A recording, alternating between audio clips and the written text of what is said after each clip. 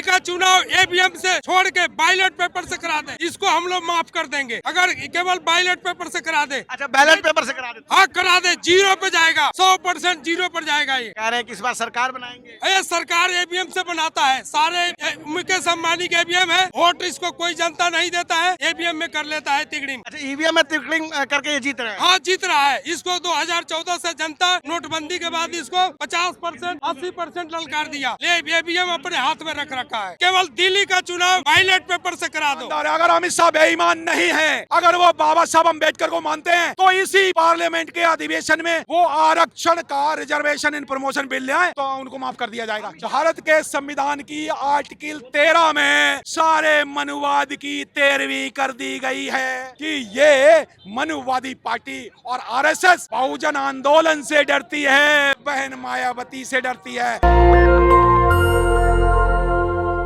Sir, जिस प्रकार से अमित शाह ने बयान दिया उसके बाद वो सफाई दी कि हम तो कभी सपने में भी नहीं सोच सकते उनके अपमान का, क्या कहना चाहेंगे आप? सर देखिए, सबसे पहले तो उन्होंने अपनी जो भी बात बोली है वो उन्होंने अपनी दिली इच्छा पूरी करी है। दिल्ली इच्छा पूरी करी है। उन्होंने अपने दिल की इच्छा पूरी करी है, जो कि जो कांग्रेस वाले नहीं कह पाए कभी भी, वो उन्होंने अपने मुंह से पैदा बात की है सारी की सारी संसद के अंदर। सभी लोगों ने सुनी, पूरा देश देख रहा है इस चीज़ को, क्योंकि उनके मन में जो इच्छा है ना वो मनुस्मृति के इम्प्लीमेंट करने की है और संविधान को खत्म करने की है। और जो आर्टिकल 341, आर्टिकल 340, आर्टिकल 342 जो कि बाबा साहब ने दिए हैं, उस संविधान के अंदर इन्होंने इम्प्लीमेंट के जो आरक्षण की जो बात कर रहे हैं आप अभी, आपसे थोड़ी देर पहले जो बात होती है आरक्षण की, आरक्षण जमीनी स्तर पे नहीं है। आप कहीं पर भी चले जाइए, इन्होंने EWS 10% का कर दिया। EWS के अंदर आरक्षण 60% ऑलरेडी इनके अनरिजर्व कैटेगरी के लोग हैं। बाकी फिर आरक्षण रिजर्वेशन रही कहाँ है? अभी आप पुलिस की जॉब देंगे लास्ट में, जहाँ भी अगर गवर्नमेंट जॉब निकल रही है वहाँ पे संस्थाएं बंद कर रहे हैं सभी लोग। संस्था इसलिए बंद करी जा रही है क्योंकि हमारे लोग वहाँ पे किसी ना किसी तरीके से पहुँच जाते थे। अब ऐसी शिक्षा नीति खराब कर रहे हैं। शिक्षा नीति के अंदर क्या कर रहे हैं कि सारी शिक्षा महंगी करी जा रही है। वो इसीलिए करी जा रही है ताकि हमारे जो गरीब लोग हैं उनको शिक्षा ना मिल पाए। 60 से 65 साल 70 साल जो इन्होंने राज किया है, चाहे वो जो कांग्रेस ने राज किया है, उसके अंदर से बाबा साहब को इन्होंने पूरा शिक्षा नीति को खराब करने की बात करी इन्होंने। क्योंकि तो बोल रहे हैं 10वीं से 12वीं तक की हम स्कूलों में शिक्षा फ्री कर रखी है, आप कह रहे हैं कि शिक्षा वो महंगी। अभी आप यूपी गवर्नमेंट के अंदर लाखों स्कूल बंद करे हैं इन्होंने, क्योंकि उसमें गरीब के लोग पढ़ते हैं, गरीब के बच्चे पढ़ते हैं। हमारे लोग, हमारे सारे जितने भी लोग हैं वो अभी इतने जागरूक नहीं है, और इसीलिए जागरूकता के जो कारण है ये सारे शिक्षा नीति के अंदर क्या काम कर रहे हैं, जो अभी के जो लोग हैं वो सबके सब खत्म कर रहे हैं। सर, क्या कहना चाहते हैं आप जिस प्रकार से बाबा साहब भीमराव अम्बेडकर को लेकर बयान दिया गया है अमित शाह के द्वारा, और दूसरे दिन उन्होंने सफाई दी है कि हमने कोई अपमान नहीं किया है? देखो, ये सोचा समझा षड्यंत्र है। सोचा समझा षड्यंत्र किस लिए है? इसलिए है कि बाबा साहब ने 25 दिसंबर 1927 को दिसंबर में मनुस्मृति जलाई थी। इसलिए अमित शाह ने जानबूझ के दिसंबर में बाबा साहब अम्बेडकर का पार्लियामेंट में अपमान किया है। उन अमित शाह ने जो बाबा साहब के संविधान की शपथ ली थी, उनको ऐसा नहीं करना चाहिए। तो ठीक है, गलती इंसानों से हो जाती है, तो हम क्षमा माफी मांग लें, दिक्कत क्या है? पहले तो वो इस बात को मानने के लिए तैयार ही नहीं है कि हमने कोई गलती की, हमने कुछ किया ही नहीं है। हम जो है बाबा साहब भीमराव अम्बेडकर का सपने में भी अपमान नहीं सोच सकते हैं। अच्छा, तो एक काम करें, अमित शाह तो गृह मंत्री हैं, तो वह एक बिल लाए, रिजर्वेशन इन प्रमोशन, जो बिल राज्यसभा से पास हो चुका था।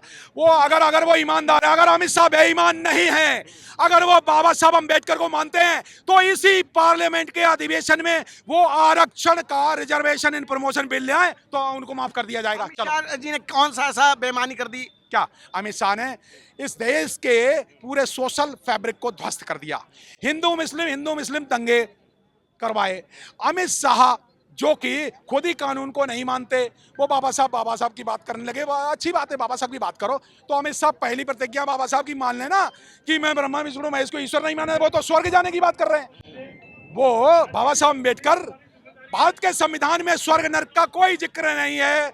भारत के संविधान की आर्टिकल 13 में सारे मनुवाद की 13वीं कर दी गई है। उन धार्मिक धारणाओं की, उन गैर बराबरी की व्यवस्था की सारी कुरीतियों की आर्टिकल 13 में बाबा साहब के संविधान में 13वीं कर दी गई है। इसलिए अमित शाह ने उस स्वर्ग नाम की 13वीं जो आर्टिकल 13 में कर दी गई है संविधान में, इसलिए उनको स्वर्ग याद आता है। नरेंद्र मोदी संविधान को माथे से लगाते हैं, आपने देखा है कि नहीं देखा है? अरे सर वे सब 1 मिनट, तुम्हें 15 लाख मिल गए? मिले? बोलने को तो कुछ भी कोई बोल सकता है। इंसान की पहचान संविधान को माथे से लगाते हैं, बोलने वो के लिए। कह रहे हैं कि हम संविधान को माथे से लगाते हैं। हाँ, तो इंसान की कैसा पहचान उसके द्वारा किए हुए कार्यों से होती है। नरेंद्र मोदी के कार्य हैं, उन्होंने सारा का सारा आरक्षण ध्वस्त कर दिया। उन्होंने सरकारी डिपार्टमेंट जहां से बहुजनों को आरक्षण मिलता था, सारे डिपार्टमेंट बेच दिए। उन्होंने नौकरियां छीन ली, उन्होंने किसानों की जमीनें छीन ली, उन्होंने रोजगार छीन लिया, उन्होंने मजदूरों को बिल्कुल जय भीम वाले को उनको 5 किलो चावल में राई रख दिया, गुलाम बना दिया। ये उनके कार्य हैं। नरेंद्र मोदी ने की सरकार ने महिलाओं का अपमान किया है, बुजुर्गों का अपमान किया है और बाबा साहब अम्बेडकर का अपमान किया है। ओबीसी की नेतृत्व खत्म कर दिया है। आपने वो नारा नहीं सुना है, सबका साथ, सबका विकास, सबका प्रयास? वो तो कह रहे हैं कि 140 करोड़ की जनता हमारे साथ है, हमको प्यार करते हैं और हम सबका साथ कर रहे हैं, सबका विकास कर रहे हैं। तो ईवीएम से सारा ईवीएम से वोट लूट लेते हैं। फिर इनको डर बहुजन समाज पार्टी से क्यों लगता है? बहुजन समाज पार्टी जिसका भी सिर्फ एक एमपी है पार्लियामेंट में, वो एक विधानसभा, फिर बीएसपी से इनको फिर डर क्यों लगता है?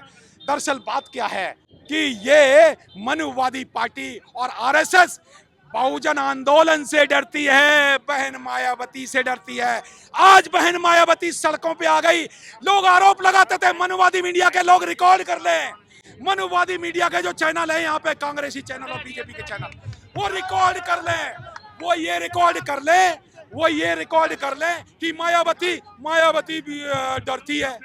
वो रिकॉर्ड कर लें, मायावती डरती है, मायावती तो सड़कों पे आ गई है।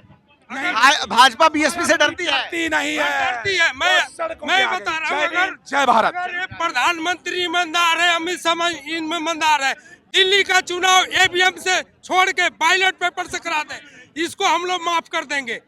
अगर केवल बैलेट पेपर से करा दे। अच्छा, बैलेट पेपर से करा दे? हाँ करा दे, 0 पे जाएगा, 100% 0 पर जाएगा। ये वो कह रहे हैं कि इस बार सरकार बनाएंगे। ये सरकार ईवीएम से बनाता है, सारे मुकेश अंबानी के ईवीएम है, वोट इसको कोई जनता नहीं देता है, ईवीएम में कर लेता है तिगड़िम। अच्छा, ईवीएम में तिगड़िम करके ये जीत रहे हैं? हाँ जीत रहा है। इसको 2014 से जनता नोटबंदी के बाद इसको 50% 80% ललकार दिया, ले ईवीएम अपने हाथ में रख रखा है। इनका तो कहना है कि जनता हमारे साथ है, 140 करोड़ की जनता हमारे साथ है। सर अगर देखिए, सच्चाई और ईमानदारी का परीक्षा होता है, केवल दिल्ली का चुनाव बैलेट पेपर से करा दो, ये सही इंसाफ आपको मिल जाएगा। चलिए ठीक है। तो किस प्रकार से जो बसपा के लोग आज आए हुए हैं नंद नगरी में, जिस प्रकार से अमित शाह ने बयान दिया, उसको लेकर लगातार तमाम पार्टियां उन पे जो है आरोप लगा रही है कि वो माफी मांगे, उन्होंने बाबा साहब भीमराव अंबेडकर का अपमान किया है। लेकिन जो अमित शाह हैं वो इस बात को मानने को तैयार नहीं, लगातार सफाई दे रहे हैं कि हम सपने में भी इस बात को नहीं सोच सकते कि बाबा साहब भीमराव अंबेडकर का अपमान करें। लेकिन जनता जो है उनसे सफाई की मांग कर रही है, सफाई नहीं, उनसे माफी की बात कर रही है। अगर माफी नहीं देते हैं तो उनसे इस्तीफे की मांग करिए। क्या है आपकी राय इस बातचीत पे? आप अपनी राय हमें जरूर बताएं। मैं रंजन कुमार, कैमरामैन आशीष के साथ नेशनल दस्तक। धन्यवाद। नेशनल दस्तक की आपसे गुजारिश है कि अगर इसको बचाना चाहते हैं तो नेशनल दस्तक को सब्सक्राइब करने के लिए रेड कलर के सब्सक्राइब बटन को दबाएं, फिर बेल आइकन की घंटी दबाएं। नेशनल दस्तक को बचाने के लिए बहुत जरूरी है कि हर खबर को शेयर करें, लाइक करें, कमेंट जरूर करें।